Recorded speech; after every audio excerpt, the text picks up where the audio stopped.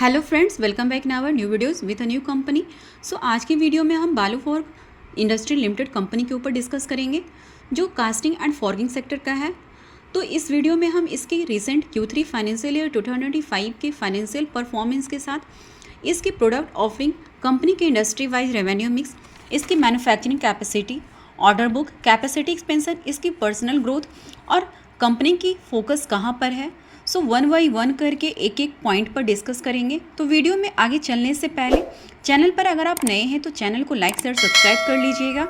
सो पहले हम इसके लेटेस्ट Q3 फाइनेंशियल ईयर 2025 के कंसोलिडेट रिजल्ट को देख लेते हैं। तो कंपनी ने रेवेन्यू फ्रॉम ऑपरेशन से अराउंड 73% के रोबस्ट ग्रोथ के साथ 256 करोड़ रुपए की रेवेन्यू जनरेट की है। वहीं इसकी EBITDA को देखिए तो कंपनी ने 106% के सुपर ग्रोथ के साथ अराउंड 67 करोड़ रुपए की EBITDA जनरेट की है। वहीं इसके आगे पैट यानी नेट प्रॉफिट को देखिए तो कंपनी ने 134% के रोबस्ट ग्रोथ के साथ 59 करोड़ रुपए की पैट जनरेट की है। तो पैट में काफ़ी ज़बरदस्त तेज़ी देखने को मिल रही है। आगे कंपनी के डिस्क्रिप्शन को देखें तो बालू फॉर्ग जो है 1989 में इनकॉर्पोरेटेड हुई थी भारत के बेलगांव में। बालू इंडिया भारत की पहली कंपनी थी जिसने ट्रैक्टर, ट्रक और पैसेंजर कार एप्लीकेशन के लिए सूटेबल क्रैंकशाफ्ट का मासिव प्रोडक्शन किया है। बालू की इन हाउस कैपेसिटी और स्टेट ऑफ द आर्ट यानी अत्याधुनिक ऑटोमोटिव इंजीनियरिंग इसे automotive, agriculture, marine and industrial जैसे एप्लीकेशन के एक लार्ज रेंज में किसी भी टाइप की क्रैंकशाफ्ट का मैन्युफैक्चरिंग करने में इनेबल बनाती है। इसने भारत के लीडिंग ओरिजिनल इक्विपमेंट मैन्युफैक्चरर के लिए फोर्क्ड क्रैंकशाफ्ट की एक बहुत एक्सटेंसिव रेंज डेवलप की है। बालू फॉर्ग पूरी तरह से फिनिश्ड और सेमी फिनिश्ड फोर्क्ड क्रैंकशाफ्ट और फोर्क्ड कंपोनेंट की मैन्युफैक्चरिंग में इंगेज्ड है। इसमें न्यू इमिशन रेगुलेशन और न्यू एनर्जी व्हीकल्स के अनुरूप कंपोनेंट का मैन्युफैक्चरिंग करने की कैपेबिलिटी है। आगे कंपनी के प्रोडक्ट ऑफरिंग पोर्टफोलियो को देखें तो कंपनी के प्रोडक्ट पोर्टफोलियो में रा फोर्ड और सेमी फिनिश्ड फोर्ड कंपोनेंट जैसे crankshaft, railway wheels, transmission clutch, hydraulic motors, hooks, brake parts, new generation vehicles बनाती है और असेंबल किए गए crankshaft, track shoe, track line, idler, axle, wheel sets, steering knuckles, valve components, forked hydraulic fittings, lifting hooks, tow bar, brake, flange, disc, caliper ETC शामिल है। आगे company की industry wise revenue mix को देखें तो agriculture से financial year 2025 की first 6 month में 45% की रेवेन्यू कंट्रीब्यूशन है, जबकि फाइनेंशियल ईयर 2024 में 55% की थी। वहीं पावर जनरेशन से फाइनेंशियल ईयर 2025 में 15% की रेवेन्यू कंट्रीब्यूशन है, जबकि फाइनेंशियल ईयर 2024 में 15% की थी। आगे हैवी इंजीनियरिंग से फाइनेंशियल ईयर 2025 में 12% की रेवेन्यू कंट्रीब्यूशन है, जबकि फाइनेंशियल ईयर 2024 में 10% की थी। वहीं कमर्शियल व्हीकल से फाइनेंशियल ईयर 2025 में 10% की कंट्रीब्यूशन है, जबकि फाइनेंशियल ईयर 2024 में 5% की थी। वहीं डिफेंस से फाइनेंशियल ईयर 2025 में 7% की कंट्रीब्यूशन है, जबकि फाइनेंशियल ईयर 2024 में 5% की थी। सो ओवरऑल सबसे मैक्सिमम इसकी रेवेन्यू कंट्रीब्यूशन एग्रीकल्चर सेगमेंट से है। आगे कंपनी की ज्योग्राफिकल प्रेजेंस की बात करें तो कंपनी का एक्सपोर्ट और डिस्ट्रीब्यूशन नेटवर्क 80 कंट्रीज से ज़्यादा और 6 कॉन्टिनेंट्स में फैला हुआ है और ग्लोबली लेवल पर 25 से ज़्यादा OEM को सर्विसेज दे रहा है। अराउंड 45 प्रोफेशनल्स की डेडिकेटेड R&D टीम के साथ कंपनी न्यू प्रोडक्ट डेवलपमेंट और स्पेशलाइज सेगमेंट में एडवांस्ड एलॉय और मटेरियल केमिस्ट्रीज के एप्लीकेशन पर फोकस कर रही है। आगे कंपनी की मैन्युफैक्चरिंग कैपेसिटी और मशीनिंग प्लांट को देखें तो करेंटली कंपनी 8 एकर्स में 3 advance plant manufacturing facilities operate करती है, जिसमें इंटीग्रेटेड मशीनिंग की प्रोडक्शन कैपेसिटी 18,000 MTPA और annual crankshaft production capabilities 3,60,000 pieces per annum है। वहीं कंपनी 1 टन तक की वेट वाली क्लोज डाई फॉर्गिंग प्रोडक्ट का प्रोडक्शन करने में कैपेबल है और कंपनी अब कर्नाटका के बेलगांव में 46 एकड़ में फैले state of the art integrated forging और मशीनिंग कॉम्प्लेक्स के साथ एक्सपेंशन कर रही है।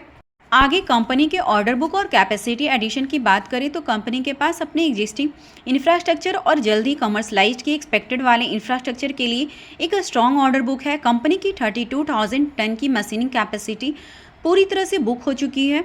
इसके पास रेलवे, डिफेंस और एरोस्पेस सेक्टर्स में 72,000 टन फॉर्गिंग कैपेसिटी के लिए एग्रीमेंट भी है।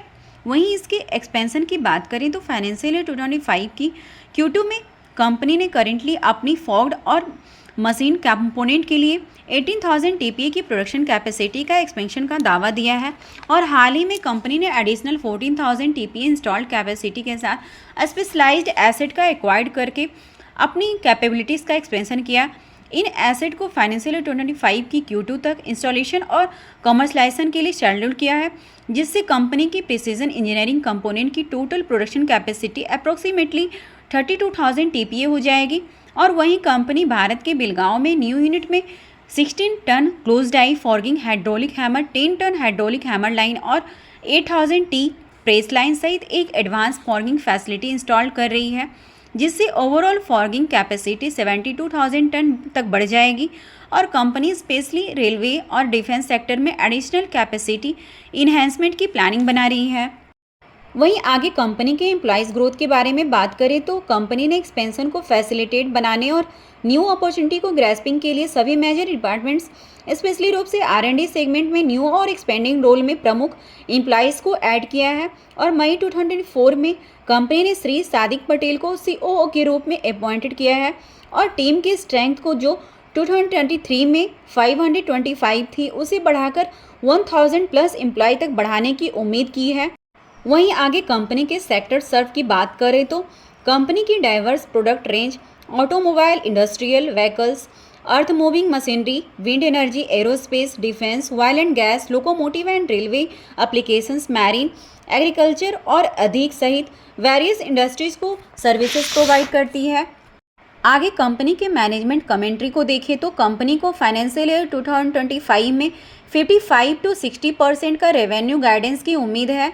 फाइनेंशियल ईयर 2025 के लिए EBITDA मार्जिन 25 to 27% एक्सपेक्टेड है और न्यू प्लांट के कमर्शलाइजेशन के साथ फाइनेंशियल ईयर 2026 में 30 to 32% तक पहुंचाने की उम्मीद है। वहीं आगे कंपनी की फोकस फ्यूचर ग्रोथ को देखें तो कंपनी की फोकस बहुत सारे एरियाज में है। पहला, कैपेसिटी एक्सपेंशन में हैवी क्लोज डाई फॉगिंग और हाई प्रिसीजन वाले क्रिटिकल मशीन कंपोनेंट के फील्ड में कैपेसिटी और कैपेबिलिटीज दोनों में ग्रोथ होना। सेकंड, प्रोडक्ट एक्सपेंशन में एरोस्पेस, रेलवे और डिफेंस से रिलेटेड ऑफरिंग पर फोकस करते हुए इसके प्रोडक्ट पोर्टफोलियो में डाइवर्सिफाइंग लाना, जो कॉम्प्लेक्सिटी के कारण बेहतर मार्जिन देता है। आगे है हाई वॉलेट शेयर, उसमें कमर्शियल व्हीकल्स, रेलवे और डिफेंस फील्ड में मार्केट प्रेजेंस को एक्सपेंड करने का एम है। आगे है कस्टमर एडिशन, दुनिया भर में एनुअली न्यू OEM पार्टनरशिप और रेलवे और डिफेंस के सनराइज सेक्टर में न्यू कस्टमर को एडेड करने पर फोकस किया गया है। आगे है ज्योग्राफिक एक्सपेंशन, इसमें प्रोडक्ट मिक्स के एक्सपेंशन के थ्रू न्यू मार्केट में इंटर करने के लिए इसकी ग्लोबल रीच का एक्सपेंशन करना। सो ओवरऑल देखें तो कंपनी काफ़ी अच्छी है, इसके रिसेंट फाइनेंशियल रिजल्ट भी काफ़ी सुपर्ब है। वहीं कंपनी को इस सेक्टर में वर्क की 35+ ईयर्स के एक्सपीरियंसेस है और कंपनी न्यू मैन्युफैक्चरिंग प्लांट भी कमर्शलाइज्ड कर रही है और कंपनी की ज्योग्राफिकल प्रेजेंस भी काफ़ी कंट्रीज़ में फैली हुई है। वहीं ये 90% की रेवेन्यू एक्सपोर्ट से जनरेट करती है और कंपनी अपनी फ्यूचर ग्रोथ को लेकर बहुत सारे एरियाज़ पर फोकस भी कर रही है और कंपनी ने फाइनेंशियल ईयर 2025 में 55 to 60% की रेवेन्यू गाइडेंस भी दी है।